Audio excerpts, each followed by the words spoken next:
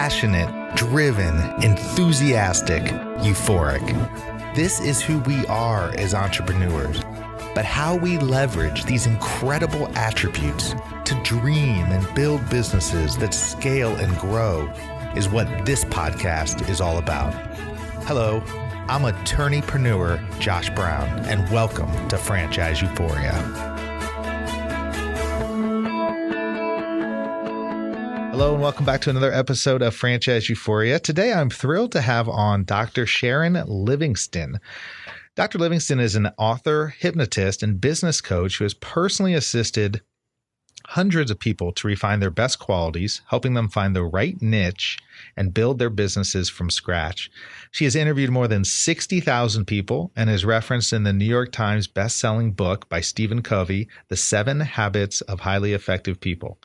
Dr. Livingston is here today to help you, the listeners, understand some of the biggest mistakes people in leadership make and help provide some insights into how you as an entrepreneur and as a business owner, as a franchise owner, can be more confident and successful in your business.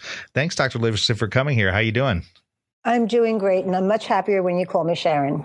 Sharon, I will happily call you Sharon, but you have such a tremendous background in so many different things that I just wanted to give that brief bio and kind of give you an opportunity to tell us a little bit about your history and your evolution over time, because you've definitely been involved in a lot of different and interesting things that really gives you a lot of credibility in this space.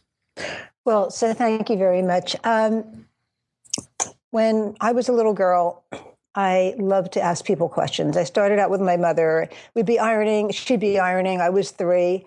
And I would start asking her questions because that was the only time I got to see her. Otherwise, she was a working woman and she was in my dad's store. And so I learned there how to ask open-ended questions. I learned how to be an interviewer because if I'd say, Mommy, what was I like when I was a baby? She'd go, oh, you were cute. Or you'll see when your sister's born. How she knew I was going to have a sister, I don't know, because they didn't have those tests back then. And but if I said, Mommy, what were you like when you were a baby? She'd go on and on and on and on. So I learned how to ask open-ended questions. I learned how to involve people and get them to talk to me because I was a lonely little kid. I had 3 older brothers and I was lonely, so I needed to engage people. And I brought that into my first work, my first real work. I had lots of little jobs as a teenager. Sure. But I became an interviewer in marketing research, in the market research world. And I learned how to run groups. And part of that was from my psychology background because I was studying psychology at the same time. I'm one of those 24/7 people. I don't sleep very much. So I don't. I understand. Yeah. So after work, I was in school and I would be applying what I was learning to my work. And I created a whole bunch of different proprietary tools for running groups and how to make them more interesting and how corporations could learn more about their real consumer and how to name products and how to even create new product ideas.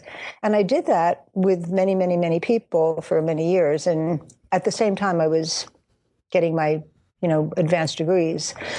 And just a few years ago, my husband also has a Ph.D. in psychology, and he went the other way. He went from practicing as a therapist to marketing, and he's kind of an internet guru on his own, teaching people how to build their businesses and market. And so we have both research and psychology in common. And most recently, a few years ago, we started our coaching program where we teach people how to become coaches and we certify them. And the only other thing that's a huge deal is that I was president of the organization of moderators a number of years ago, and the biggest one in the world, actually. And I just published a book. So. And what book's that? It's called Get Lost Girlfriend, How I Found Myself When My Best Friend Dumped Me. And it's a fictionalized account of something that actually did happen. That the first day it was out on Kindle, which was December 16th, Jack Canfield, you know who Jack Canfield is, sure. Right? Yeah. Chicken soup for the soul, right? Yeah, he wrote an incredible review. I actually have a video review from him of my book. So, so that's the biggest excitement in my life at the moment. Well, what's interesting to me is that in the entrepreneurial space, in the franchise space, it takes a whole lot of things for people to be successful, right? I mean, you obviously have to have skills, you have to have a market, you got to have people who are helping you do it. And underlying all that is our psychological elements. And it seems to me that you really have some good insights from that perspective, sort of like the psychology of leadership, the psychology of entrepreneurship, why we choose to do the things that we do. Does all of that, is that sort of an underpinning of everything that you do? I might not have served it up in that way, but yeah, of course it is. That's what struck me when I was reading through, your bio and researching up on you. How would you describe it? How would you describe sort of what you do in terms of helping folks avoid mistakes in leadership and helping people be more confident and successful in the business? Because that's just such a huge thing. That's just such a huge deal for people. So one of them is to really know who they are. Because if you don't know who you are, then you're going to be reflecting what other people think you are. So first of all, you need to know, what is your passion? Why are you there? Why are you a leader anyway? Why do you want to be a leader? And if it's only about money and power, you're going to probably not do that great. I mean, you might do okay for a while, but that doesn't work. The biggest thing now that we're talking about in corporations is employee engagement. And happy employees make for happy profits, right? Sure. Because they want to be there. There's less absenteeism. They're more productive. They're doing their work rather than, posting on Facebook. And so if you have a leader who is there for the joy of leading, and to me, leading is about having a purpose, having a mission, and then inviting others to come along with their strengths. It's recognizing what their differences are, what their strengths are, and try not to sneeze. It's okay if you do. I'm sorry. That is quite okay. So we're actually doing a program. It's funny that this happens to be the topic at the moment, because we're starting a new program on employee engagement where we're teaching leaders how to recognize differences from the point of view of what the emotional end benefits are to each employee. Why are you here? What do you get out of it? What would make it better? What would the ideal platform be for you so that you would get up in the morning and just bounce right out of bed? And I've created a tool, it's called the Livingston Paradigm of Self-Esteem, that I used in marketing that we are now using with employees. And so the leader first has to know their own, and then it has to be in sync with the other people in the team, and also different, because, I'm sure this is nothing new to you. You don't want to give somebody a job that they hate doing. Of course because not. what are they going to do? What are they going to do?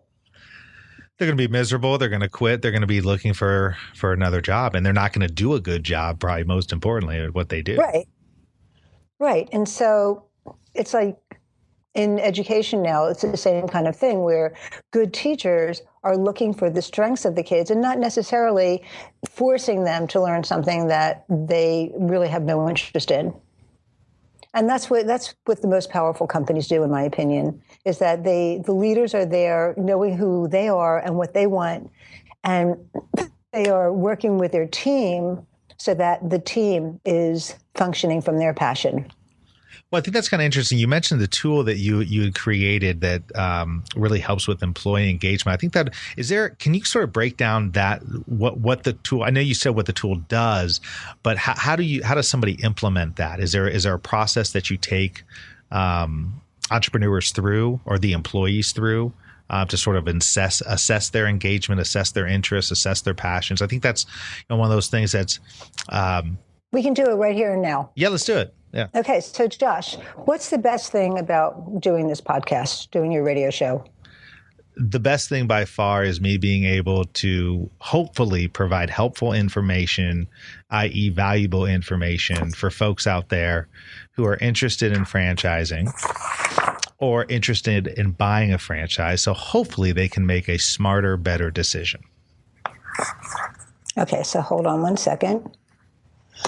Okay. So what's the benefit to you of providing valuable information for people interested in franchising? Well, I think first it helps them, right? I mean, it helps people who are clearly seeking something that they need. But what's good for you about that? What's valuable for you? If you can give valuable information for people who want to do franchise, for you personally, what's good about that? What's a benefit? You mean for me? Okay, so for my business or for me just personally? Either way. Okay, I'd say for my business, I think it creates it creates a relationship where people hopefully know, like, and trust me. And then when they need my services, they reach back out to me. But I've sort of invested in that relationship and now created some sort of a trust where now if they are looking for legal needs in that way, they would feel comfortable to reach back out to me. And so what's the benefit to you of people who know and trust you reaching out for your legal counsel? Well, I think one of the benefits is that if people know and trust you and they believe that what you're going to provide them is going to be valuable, that usually has the makings of the start of a good relationship. And in my line of work, when I work with people, I certainly am looking to work with people who I know, like, and trust, and who know, like, and trust me, because I think that gives it the best option for me to ultimately help them succeed in their franchise endeavors. And what's the benefit to you personally, knowing that you've helped them succeed in their franchise endeavors? I think it just feels good. I mean, I'm the type of person that just makes me feel good helping other people. I think it feels good to know that over the years I've created a knowledge base that is able to help people who may not have the same knowledge or the same experience. So I think selfishly that feels good. So if you couldn't use the word good, because good means 10 things to 10 people, it makes you feel what? Oh, this is interesting.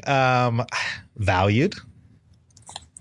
So tell me about another time, having nothing to do with franchises or law, where you really felt valued. It could have been yesterday, it could have been 10 years ago, it could have been when you were 3.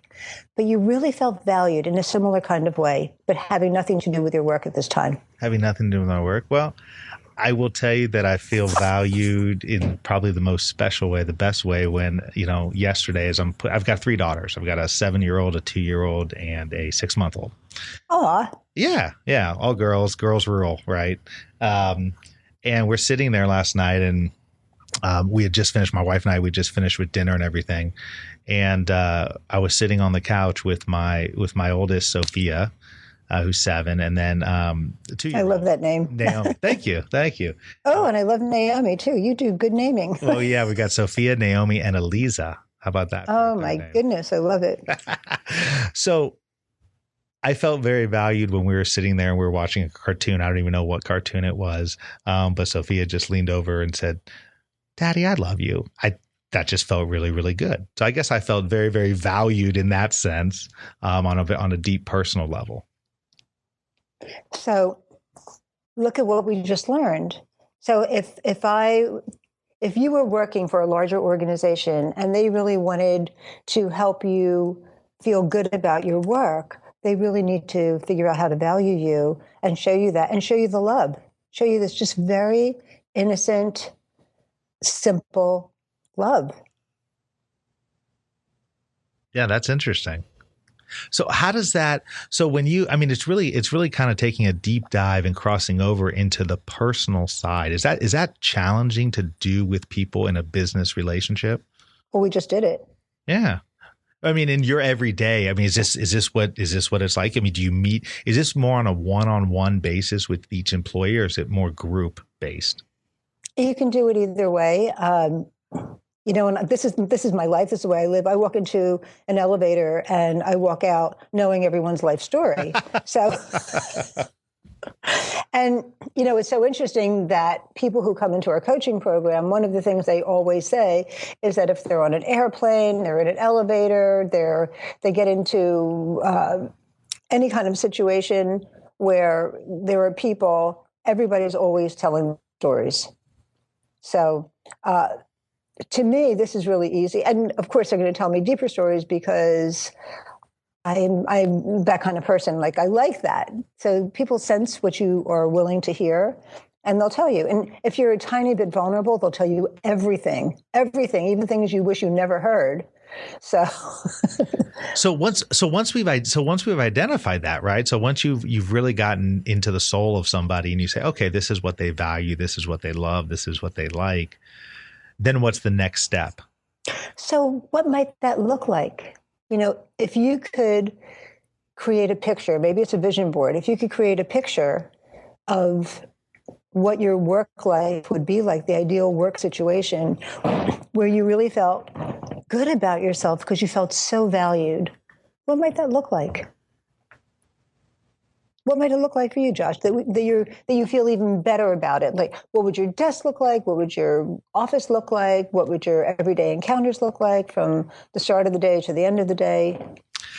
It's an interesting question. I look at my desk right now and it's a total mess, but what I would like for it to look like and what I would love for my day to look like would be able to come in and really kind of, if I've got 10 things on my to-do list to do, be able to go down and knock down all 10, have things organized, process, and move on to the next thing. That never happens. That's probably why I crave it so much, because of course I have 10 things to do on my to-do list and then 10 other things come up, some of which I could put off, and I'm guilty of not putting off. Others, if it's a client that needs something and it's something that pops up right away, it's difficult. It's difficult to manage all of that. So I think for me, it would be nice to find, and I'm constantly striving, frankly, for a better system of organizing and taking care of things, always in search of being as efficient as possible. I mean, I'm fortunate I've got some people who work for me too, so that certainly helped. But for a good period of time when I was doing it on my own, literally on my own, it became very, very, very overwhelming. I'd say on the good side, in terms of what I like and what I look for, is that part of the reason I started my own business was because I wanted to be able to do things the way I wanted to do them, which I certainly do.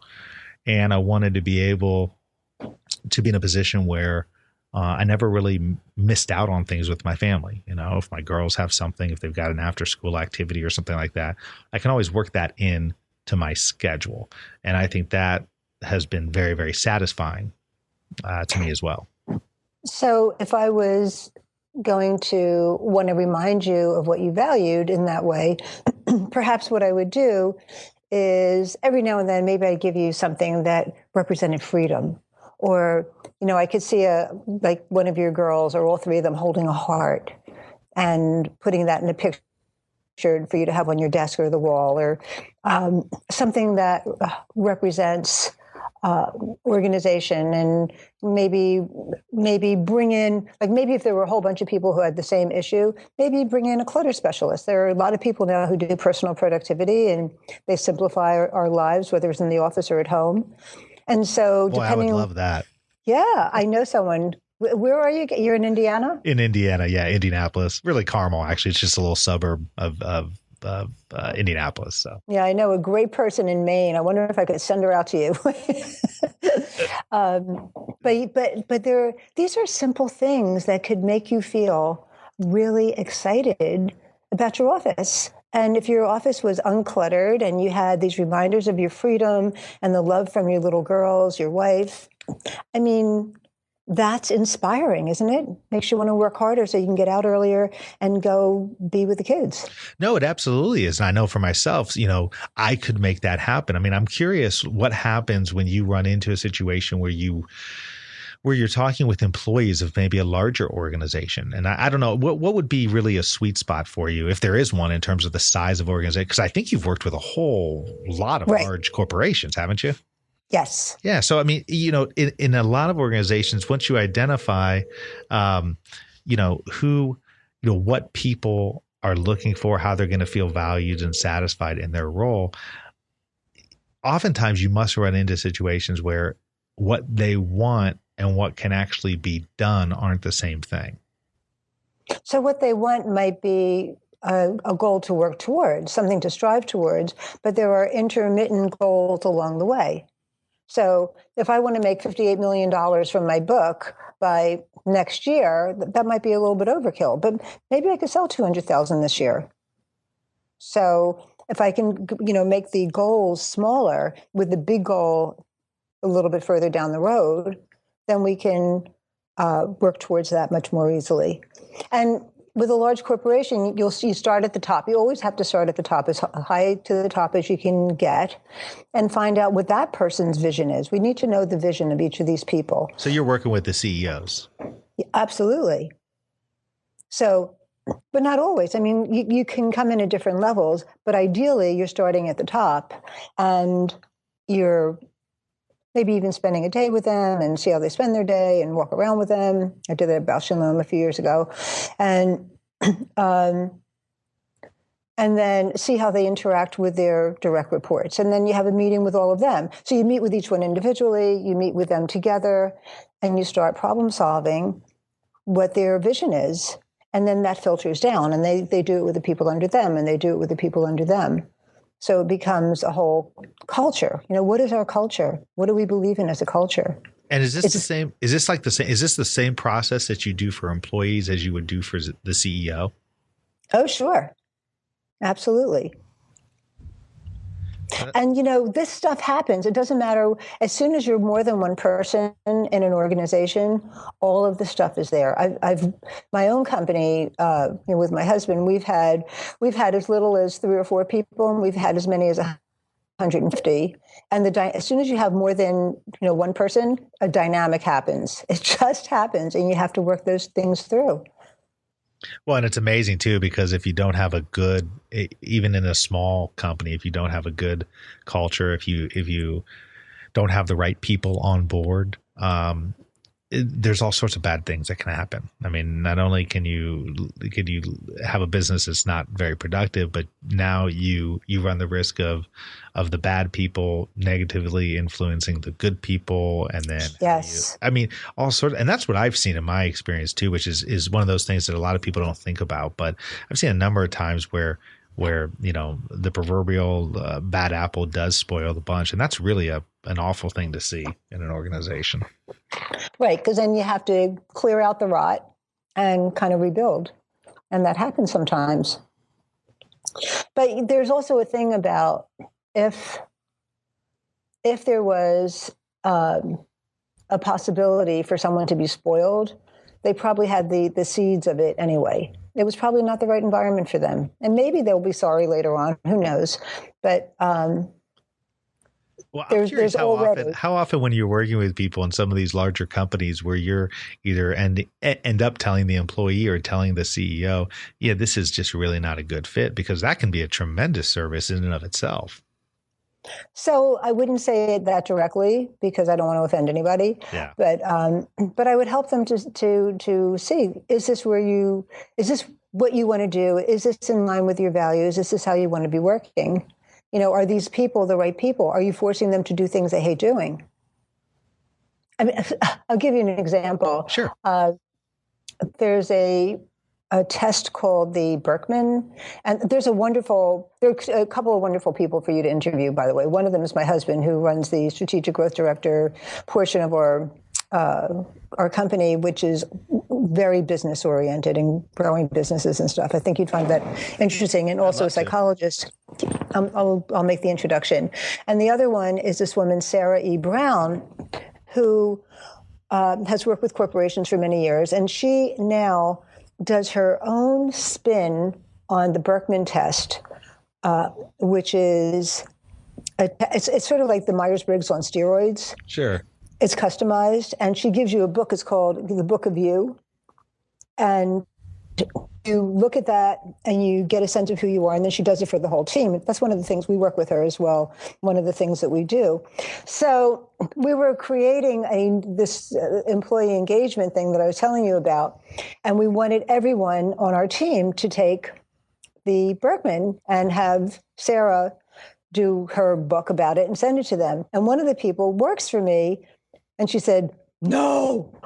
Do I really have to do I have to take that test?" And she hated it. I mean, she said, yeah, I mean, some of it was right on, others of it, I don't know. I said, well, you can go back and take it again if you think you put the wrong answers down. She said, no, that's torture. And I forgot, to her, that's torture. I can't make her do that kind of thing. Even though I don't understand why she would think it wasn't the most fun thing in the world. To me, it's so much fun, but not to her. Right. To each their own, right? Exactly. And you have to be, and I think I'm a really good employer, and I think that she would say the same thing. And sometimes I forget she's not me. So I'm curious, do you work mostly, I mean, I know you work with a lot of different companies. You've worked with thousands of companies. And this whole idea of leadership, I think it's always something that CEOs, entrepreneurs, solopreneurs, whatever the case may be, I think everybody struggles with that a little bit. I mean, I think everybody who is really serious about what they do and serious about their craft and serious about getting better wants to try to become a better leader. What are some of the things that you're seeing, if you can identify them, that tend to hold people back, especially, younger entrepreneurs, up and coming entrepreneurs? So the most important thing is the one that I just said, which is not realizing that people are different. So if I think that someone would love something and I've missed the boat that they hate it, boy, I'm really not seeing them. I'm looking through my own filter. And I think that a leader can do that. They look through their own filter and of course everybody would want that. No? I mean, really? Are you kidding me? How could you not want that? Well, I mean, I grew up in a family of cooks, and I did not get the cooking gene. My husband likes to cook more than I do, and he eats raw. So you know how much cooking we do. So, and I could feel bad about myself that I really don't enjoy cooking. You want to make something good for me to eat? I'm happy to eat it, really happy to eat it, but I don't want to cook it. People have tried to tell me about the creative process and how creative it is to do that. And I don't get it. I just don't get it. Let me paint something. I'll be happy to do that, but not to cook. So I think we have, as leaders, we're trying to make a better world from our point of view. And that's the biggest problem, when we have a vision and expect everyone else to have the same vision. And we, enforce it on others. That's interesting. And I think also, as you were talking about that, I was thinking about the fact that, I think it's also what I started thinking about was how important it is to be able to stay in your own wheelhouse, right? Stay in the areas in which you're comfortable, in which I think it's always good to obviously learn and grow. But I think part of good leadership is getting other people around you who can kind of plug in the gaps, fill in the gaps, plug in the holes, kind of a thing. Do you agree with that? Absolutely. I'm an ENFP in Myers-Briggs typology, and my number one, who really makes sure that I'm not so cluttered, is an ESTJ. And so she really balances me in that way, because otherwise my desk would be totally cluttered. I wouldn't be able to find things. I might not make a meeting on time. I'm the creative one. I'm the one who likes to go out and teach. I'm the one who likes to, lead from the heart. And she's the one that goes, okay, now we're going to do this. You have to do this. We're putting it in order. And you have to tell me exactly what page that exercise goes on. Okay? Okay? Because otherwise, when I print out the book, they're going to be flopping around and not knowing what page to go to. So I need that. Yeah, absolutely. I need the balance. Absolutely. Well, it's funny, Sharon. We've been talking now for 30 minutes. I didn't even realize it. It's been a really interesting conversation. I want to respect your time. obviously you have such a varied background. I think like I've said, I think it's just so interesting. I think for folks out there who are in the entrepreneurial space, in the franchise space, or maybe looking to become business owners themselves, do you have any resources you would refer them to? Or if not, maybe just provide your own contact information, because I'd love for folks to get a hold of you and your husband. It sounds like you do a whole lot of coaching, a whole lot of advising, a lot of consulting. And so I think there's really a potentially good opportunity there. Oh, that would be terrific. So people can call me directly. I might not get back to you instantly, but I will within 24 hours. They can call my cell, which is 603-505-5000. And they can call me for both myself and Glenn. Glenn's number is a little bit harder to remember, although I'm happy to give it if you would like. Whatever you would prefer. It's up to you. So his number is 603-490-3844. And you guys so you guys do work all across the country? All around the world. All around the world. Wow, fantastic. Well, thank you for taking the time here to really come in and talk a little bit about it. Like I said, I'm really, really impressed with your background and all the different things you're doing, and I look forward to staying in touch. Thank you. And I would love to interview you sometime. I'd love to do it. I love it. I get interviewed from time to time from other people's podcasts. Usually it's about, being an attorney with my own podcast and other types of stuff, but happy to be interviewed. Absolutely. That would be great. Well, thanks again, Sharon. Thank you. Hopefully this was helpful for you today. If you are in the market for a franchise, I would highly encourage you to check out my free ebook, which is What to Know Before You Buy a Franchise. You can head over to my website at that's INDY franchiselaw.com and download it there for free. And let me know what you think. If you're enjoying this podcast, if you're enjoying the value that you're getting from this podcast, I'd also invite you to go to iTunes and provide me with a rating and review. It always helps for visibility on the podcast. So thank you so much for your support, and hope this episode was helpful to you.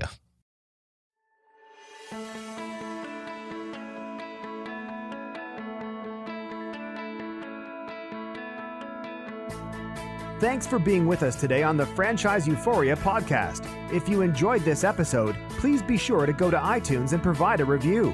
Also, please remember that although Josh Brown is a licensed and practicing attorney, nothing contained in this podcast should be construed as legal advice, because it is not.